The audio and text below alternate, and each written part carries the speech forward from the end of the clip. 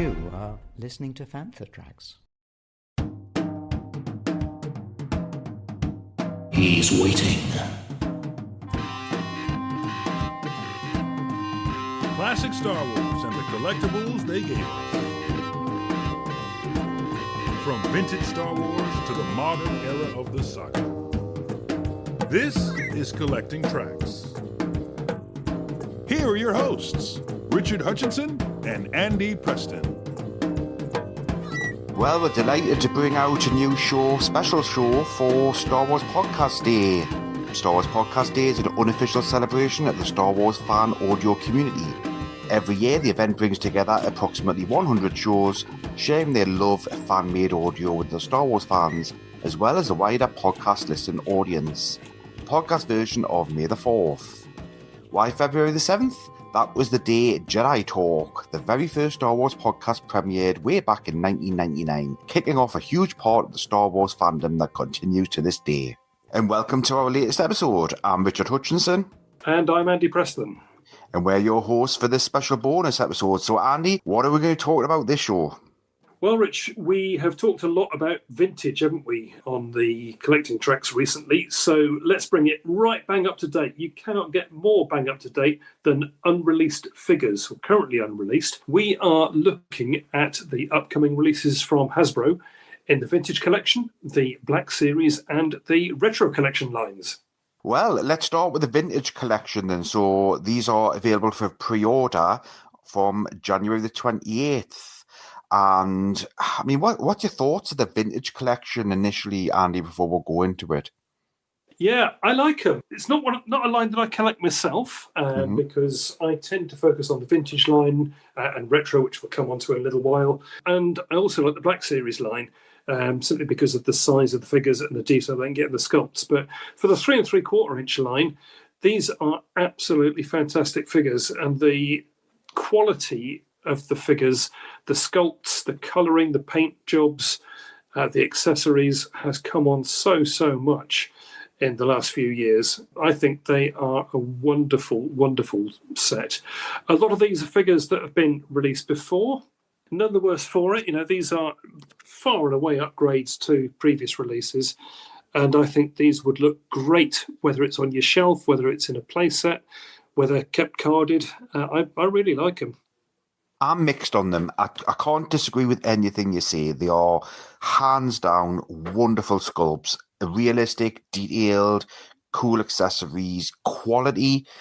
But as a toy, I think for me, these are more display items. You know, they look too good to play with. And I'm not a fan of how many points of articulation will some of these have? 9, 12? I'm just not a fan of the lots of joints that some of these items have. But I don't know, these are not for children, I don't think. I think these are specifically aimed at adult collectors, which takes it away from being Star Wars toys. Oh, absolutely. I think the distinction comes, toys aimed at children are going to be sold in Smith's Toys, in Tesco's, in Walmart. These toys are not going to hit those shelves, are they? These are toys that are made specifically for collectors. They're going to be displayed on shelves. They're going to be displayed on play sets. We're going to move on and talk about these figures in a minute. But the Cantina play set came out through Hasbro Pulse recently. I suspect that's a really big tie-in with this current release. Yeah, they're for collectors, but you know, there's a lot of collectors out there, and there's a lot of people that love this line. Why not? Who says toys have got to be for kids? I mean, I do think dioramas and things like that, these are perfect for. There's nothing can touch them for dioramas. I think that's where the strength is. And what we have here is the Mos Eisley Cantina 4-pack, a special action figure set. Now, before going into these, the figures are not carded. So is that a bit of a surprise for you? Would it bother you if you were a vintage collection collector and these items came and they weren't carded at all? That is a surprise. I didn't know that, Rich. And yeah, that does surprise me. There are an awful lot of carded collectors out there, aren't there? Mm-hmm. And, you know, you buy a play set that's got an exclusive figure in it, comes carded. You buy a box set of retro collection figures, carded. Why on earth are they selling a 4-pack like this that are not carded? The only thing that I can equate this to is the multi-packs that you can buy, the army builders, where they sell 6-packs of Stormtroopers and Rebel Fleet Troopers and Tusken Raiders and what have you. As army builders, they're to be opened and put on displays, put in dioramas. But no, I'm really surprised at that. Cost-saving measure? Possibly. Are they just sick of returns? How many times have we heard about people returning figures that have been posted out because they're damaged and the cards are bent and warped and, we'll eliminate it and send them in baggies and bubble wrap? Well, could be. I mean, how many times, as you say, how many times have we heard this? And a lot of it's to do with selling multi-pack figures in boxes that are just too small for the cards. So, of course they're going to get bent. Come on. This is a toy company that's been around a long, long time. You'd think they'd get basics like that right, but no. I mean, I don't think that's a reason for it. They can do carded figures well. Maybe it is a cost-cutting thing. Maybe they're just trying to save a couple of dollars, couple of pounds off the price of a 4-pack and hope they sell a few more. Don't know. Well, then you take the first figure then, Andy. Who's the first figure in the set and where would we recognise this figure for those who don't recognise the name? Yes, first figure is Garin Dunn. And he was the character who was the spy, the Imperial spy in Mos Eisley Spaceport. So in A New Hope, as our heroes are making their way through the spaceport, they've been in the cantina, they're going through the streets to the Millennium Falcon, and you've got this mysterious character, this guy with this long leather protrusion from his face, pair of goggles, black hooded cloak, and he's whispering into a comlink. And he fetches the stormtroopers and they come to Docking Bay 94, and that leads to that big shootout as the Millennium Falcon blasts off into space. Very, very recognisable character. I'll tell you what he reminds me of. It reminds me of an old plague doctor. Have you seen the pictures of these characters during the Black Death in England? Oh, yes. You'd have these guys who wore masks and goggles, and they had it was almost like a long beak, which was full of really heavily scented rags to mask the smell of the stench of death that they were dealing with the plague victims. A very, very distinctive figure. A really good one. As I say, he's been out in the line before, but I just love this sculpt. Such detail, particularly in that mask. Hello there, you beautiful people. This is Steve Evans, Senior Design Director for Star Wars at Hasbro, and you are listening to, you guessed it, Fantha Tracks. Well, the second figure in the set is Libria, and that name might not be immediately obvious to people, but as soon as you mention the Deveronian or the kind of devil-like looking figure, I think everybody will be nodding away now thinking, oh, yep, know exactly who you mean there. I'm going to be honest with you, Andy, I think, although, it looks amazing as a figure, I think that perhaps the colours are a little bit wrong on this. Wasn't he a bit more reddish and orangish in the original movie versus what colour would you say it is? It's much more it's almost flesh coloured, isn't it? It's almost flesh coloured, but it's not quite. It's got a hint of something. So I don't know if it's got a hint of... It looks more like a goblin from Lord of the Rings kind of coloured, but... Yeah, slightly brown, slightly sort of, slightly brown tinted. Is it because didn't want it looking like a devil? Could be, yeah, that's a good shout. It could also be the lighting in the cantina. Maybe the original mask was a little bit more like this, and they had a sort of reddish glow from the stage lights. Don't know, but yeah, I think you're right. I think there was a more reddish tone to the way this guy appeared on screen. I mean, it could be, Han Solo, Hoth, brown coat, blue coat. It could just be one of those things. It could be. What was the authentic mask colour? Who knows? Absolutely. I'm looking at the figure here. I can't really see it coming with an accessory other than its cape. Possibly got something strapped to the belt. So it could come with, I don't know what would be strapped to the belt there, some kind of blaster, I would imagine, but why would it not be in its hand? And its left hand is certainly at an odd pose, so I don't know what you would be putting in that left hand. Yeah, the left hand is sort of gesturing, isn't it? It's almost sort of, come on. Come on, yeah, he's got his fingers out there, hasn't he, as if he's beckoning, but the right hand's certainly in a grip kind of way to suggest it would come with a weapon. And I think, the picture that's been released shows him wearing a really big soft goods cloak, and there's something hiding under there. It looks really like a holster, so I'd be surprised if it didn't come with a blaster. Yeah. But I love that cape. That looks real quality, doesn't it? That's the soft goods there. Absolutely. Next figure in this line is a guy called Arleil Shos.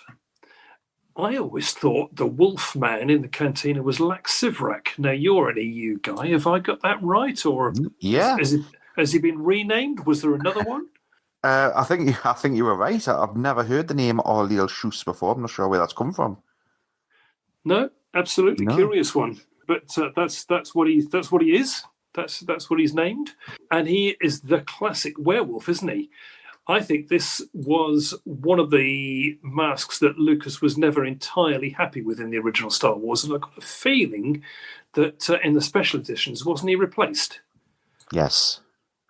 I think they put that funny elephant-looking thing in place of him, but I always liked this guy. You know, the elephant thing was obviously CGI. This is a proper old-school mask, and I really like it. I mean, yes, it looks like a werewolf. It's got the big snarling mouth. It's got the deeply cleft nose. It's got bright red eyes, deep set, big wolf ears. But I think he looks great. He's wearing a sort of smuggler's outfit. So he's wearing a jacket in white with some grey highlights. He's wearing dark grey cargo trousers, brown boots. And this guy unequivocally does come with a blaster. Smuggler blaster looks very similar to Han Solo's, perhaps with a shortened muzzle. The usual Star Wars telescopic sight on the top, and he's also got a drinking glass, one of those cantina plastic goblets. So nice couple of accessories there. What do you think of this chap, Rich? I think it's brilliant, but I'm actually reading the backstory on this, and I think it's even better. So you're right in that Laxivrak was the original version of that character, but they then added in another alien by cutting the original mask up to reuse for Arleil Shos. Okay. So there were two vampire-looking creatures in there. Werewolf-looking. Yes, werewolf, sorry, not vampire. So it says, he was portrayed by Kim Falkenberg and was added to the film during supplemental shots filmed for the cantina sequence at Dovington's Hollywood studio. So he was added in pickups. Interesting. So he would have been, so he was one of the ones when they did the extra cantina shots with Maria de Aragon as Greedo and a few other background characters. So the mask's face was chopped up, that added ears and fabricated it with glowing eyeballs. But the mask was originally made for the thing in the attic. So it shows how these things are reused. Baker wore the mask and portrayed a demon summoned by a possessed girl inspired by The Exorcist. The mask was then recycled for use in Star Wars. Yeah, Baker being Rick Baker, of course, the fantastic Hollywood effects guy. Monster maker. Legendary. Yep. The fourth character, Rich, is totally out of left field, isn't it? Who else are they giving us? To be honest with you, I haven't got a clue who he is. So it's a Wookiee, I'm assuming anyway. It looks very like a Wookiee with a mustache that screams Lando Calrissian, screams 1970s dodgy movies to me. Chalman. So he's got quite a big tank out there. I don't remember seeing two Wookiees in the cantina. Rich, you're an EU guy. How can you not know who Chalman is? No.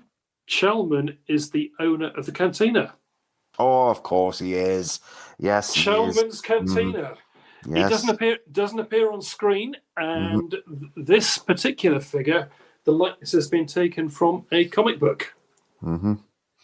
So yes, you're right. He's a Wookiee. Nothing to do with the original Star Wars movie, but if you're having a display in Chalmun's Cantina, you've got to have the main man. You've got to have Chalmun, Wooher's boss, and it's an interesting one. You don't very often see Wookiees wearing clothes, do you? Yeah, that's what I was wondering. What does that make? Does that make Chewbacca a bit rogue?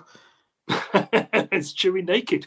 Could be. No, I think Chal Moon is the rogue. Nothing wrong with a Wookiee wearing just a bandolier. We saw oodles of them, didn't we, in Revenge of the Sith? So that's the normal Wookiee get-up. I don't remember seeing a Wookiee wearing clothes in Revenge of the Sith at all. So it's just a bit interesting, this guy, especially in the heat of Tatooine. What's he want to put more clothes on for? Anyway, here he is. He looks almost like a 70s rocker, doesn't he? He looks like he's doing double denim. He's got a denim waistcoat, looks like he's got a bit of padding on it, and denim cut-off jeans. He's wearing a belt that's got a blaster tucked in one side of it, and he's carrying a great big Wookiee-sized gold tankard. But as sculpts go, it's quite a good one. As you say, the face is very different to anything we've seen with the Wookiee before. It does look so 70s, doesn't it, with that moustache? Oh, absolutely. I'm trying to think who he reminds me of. Tempted to say Cliff Clavin from Cheers, maybe? With the hairdo? No. Interesting, well, anyway. Absolutely, but it's not a line for me at this moment in time, so it's not something I'll be picking up. But yeah, I do appreciate them, and I think they'll look great on a nice diorama. Perhaps I'll see one of that go live one day. Who knows? For everything in one location, daily news, reviews, interviews, podcasts, video, and social media feeds, bookmark FanthaTracks.com for Star Wars news 24/7, 365.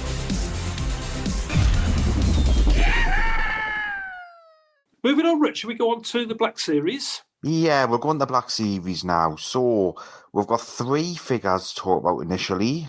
Will these be in the 6-inch scale? These would be 6-inch scale, yeah. 3 figures and then 1 deluxe figure. Mm-hmm. The first figure, there's actually a mistake on it, which has been highlighted and is quite surprising. So it's Watto. And I've got to say, as Watto, it's probably the best representation I've seen. It's absolutely brilliant. So apart from the figure being amazing, it's beautifully coloured. I can't imagine the cost that these things involve to get the gradients in the textures in the wings. The K that comes with is brilliant. The data pad that he's got in his hand, the accessories attached to his hip. It's absolutely awesome. I think Watto is a wonderful figure. Any ideas what's wrong with the packaging? With the package, I've not seen the packaging. I've only got pictures here of the loose figures. So carry on, Rich. Do tell. It says Star Wars Attack of the Clones. Oh dear. Although he was in Attack of the Clones. He was, but yeah. Very briefly. Very briefly. Would you associate Watto with more Attack of the Clones or the Phantom Menace? No, certainly not. Phantom Menace. Yeah. Mm-hmm. Absolutely. But it's a great figure to just... Yeah, these are definitely display pieces. Definitely. Yeah, I mean, I do love the Black Series. I've got quite a collection of Black Series stuff, which I use in my action figure photography. You know, I like to try and get a realistic looking shot. And the Black Series figures, because of the scale and because of the detail that they can put into them, are absolutely second to none. You can get really lifelike looking shots. You know, you can pose the figures in almost any way you want to. They've got the accessories, they've got the gear. Put them in a decent environment, a bit of smoke, bit of moisture around them, and they look the absolute business. Watto, no exception. As you say, superb sculpt. You've got all the little creases, all the little indentations, and the material, you know, the little creases and the little textures in the fabric. It's all there. Accessories, he's got his data pad, he's got his cane. He's got, not quite sure what it is in a holster. Some sort of slave control device, maybe. Mm-hmm, could be. But yeah, superb figure. Like that one. Torn Wee next. Torn Wee, yeah. Now, this one is from Attack of the Clones. Torn Wee, one of the cloners, one of the Kaminoans. Really tall, willowy figure. And the sculpt looks very accurate. Again, a lot of detail in it. Good colouring, good texture. Not a figure that particularly excites me, I've got to be perfectly honest.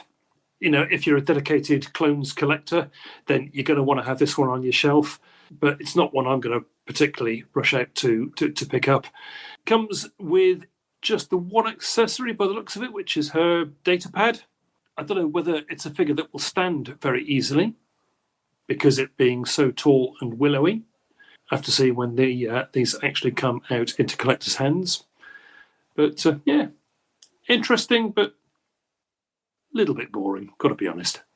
Yeah, I think you're right. It's going to be a tough one for you to do any photo shoots with that because you don't see them off the sterile labs. And I can't remember too many examples of dioramas of sterile labs being made, if any.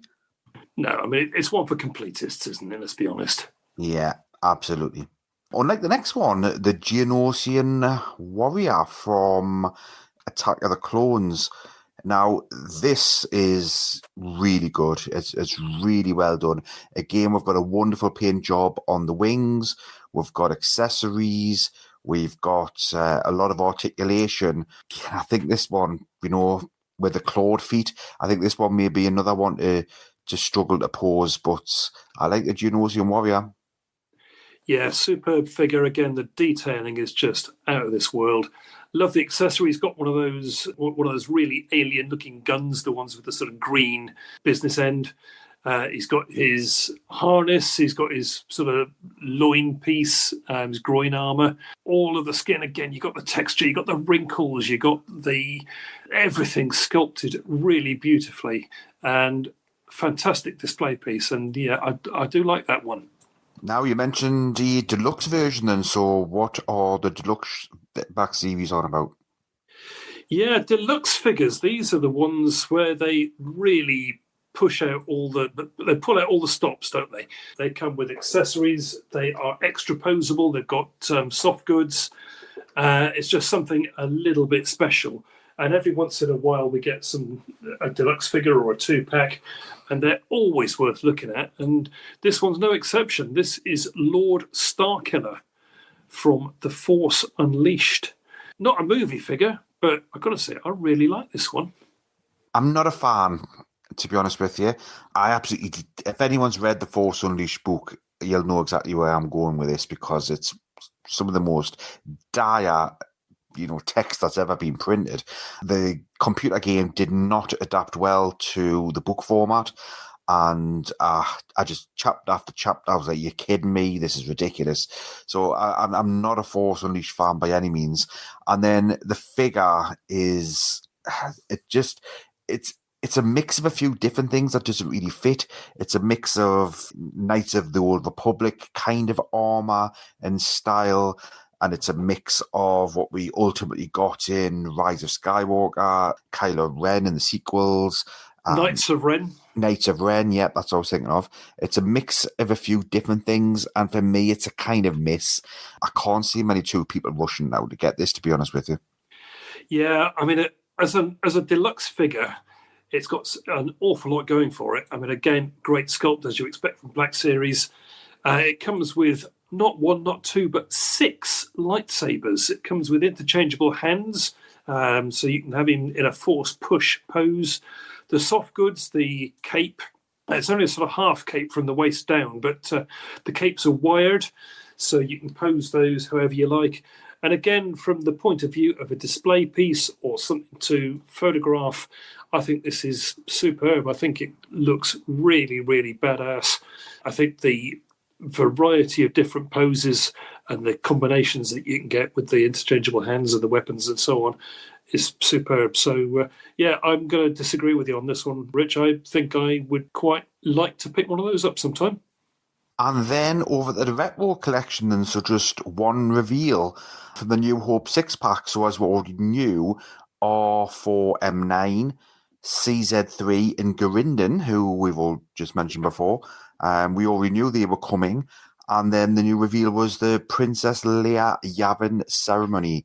It's very much a case of your white Princess Leia, but they have taken this to a different level, I think. And before I give you my thoughts on it, what's your impression of this one? Yeah, I'm a massive fan of the retro collection line. Well, the unreleased figures anyway. I can take or leave the ones that were done before. I mean, I'm an old school collector. I've got them all anyway. But the unreleased figures I really like. I love the way that they're done in the same style, very similar in the paint applications, very similar in the weapons and the accessories that they've got. These are things that really could have come out in the 1970s and 80s along with those original figures. For me, they are a genuine extension to that original vintage line. And so far, they've barely put a foot wrong. I wasn't over keen on the Snowspeeder Luke figure. I thought that was a little bit of a missed opportunity to perhaps have a removable helmet. But this Leia, I really quite like. As you say, she's in her ceremonial gown. She's got that distinctive belt round her waist, the necklace as well, silver necklace, hair up in that bun at the back. Comes with a medal accessory. You'll recall that the retro Luke ceremonial had a medal, so this one, no doubt, would be Han Solo's. Poor Chewie left out again. But the cloak is interesting, isn't it? Now, all of the vintage figures, certainly in the Star Wars line, came with vinyl capes. Looks like this one's no exception. But it's not a vinyl cape as we know them from the vintage line. This is actually a two-part cape, and the two parts, each one attaches around the shoulder joint. So it doesn't look as if she's got a cape that actually drops down her back. Looks like these two capes are sort of to the side of her, which is interesting. Very interested to see how this looks when we get them in hand, because we've only got this one image to go by at the moment. But yeah, if that works, then I'm all for it. Yeah, that's my worry. So I think we can't really call them capes, can we? They're just two long sleeves with an open part so you can see our arms. So from the sides and from the back, you will just see, I'm assuming it's white. Doesn't look as white as the figure is, so maybe it's a more of a very, very light grey. But it's just two pieces of plastic that attached to both of her arms, and I'm not a massive fan of that, if I'm honest with you. I think they've got the rest of the figure done really well. They've got a necklace around the neck really well, and I think the Yavin medal is done excellently as well. I think that would have been released in the vintage line. A face, I've looked at it a few times, there's something about the face that doesn't quite fit for me. It's not quite right, but then again, it's retro, so you'd expect just a little pinpricks for pupils and, the briefest paint apps for the eyes. So maybe I'm just being a little bit too harsh on the retro line there, but it's not a one that I'm desperately waiting for, like it was for Mon Mothma and some of the other figures. This is a one that I could take or leave, but I will own it one day. I know I will. Yeah, be interesting to see, like I say, when we get it in hand and see what it's like. But, of course, the vinyl capes are removable, so if you didn't like it, you could always swap it out with a Leia cape.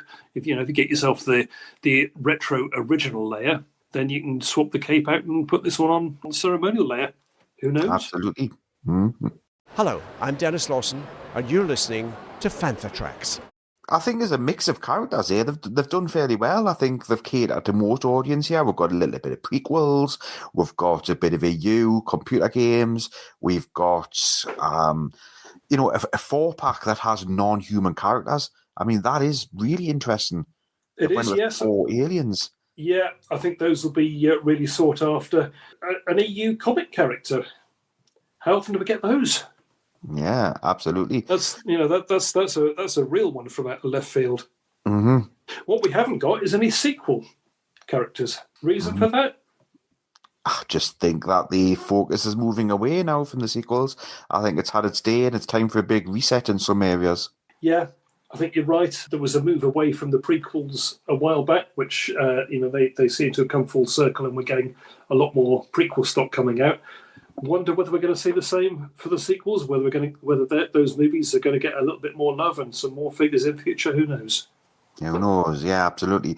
So I'm looking forward to seeing what the last 2 figures are for the New Hope 6-pack. I certainly will be picking it up.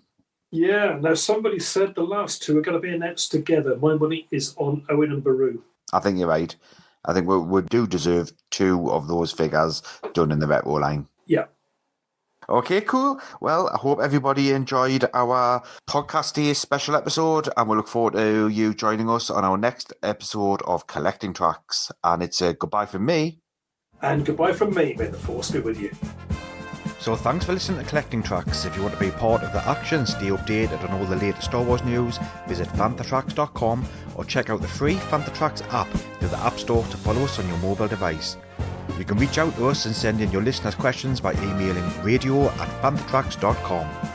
Comment, like and share on any of our social media feeds @Fantha Tracks, and be sure to subscribe, leave a review, preferably a 5-star one, on Amazon Music, Audible, Apple Podcasts, Google Podcasts, Spotify, or your podcatcher or smart speaker of choice.